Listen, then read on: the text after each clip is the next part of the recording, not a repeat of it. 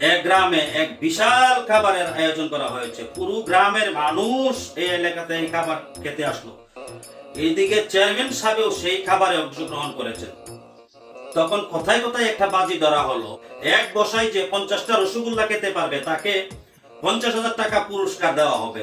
গ্রামের অনেক মানুষগুলো অংশগ্রহণ করলো। তখন যখন চেয়ারম্যান সাহেবকে দেখলো যে এই খেলায় অংশগ্রহণ করেছে, তখনই সব মানুষ চলে গেল, চেয়ারম্যানকে জিতিয়ে দিল। তখন চেয়ারম্যানে বললো যে কি ব্যাপার, আমি তো এখনো মিষ্টি খাইই নাই, তাহলে তোমরা পরাজয় মেনে নিলা কেন?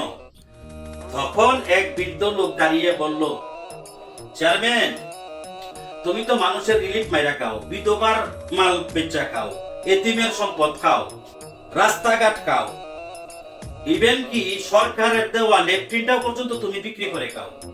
তাহলে তুমি খাইতে পারবা, এটা আমরা সবাই জানি। যার কারণেই আমরা তোমাকে সবাই মিলে জিতিয়ে দিলাম। কি বুঝলেন?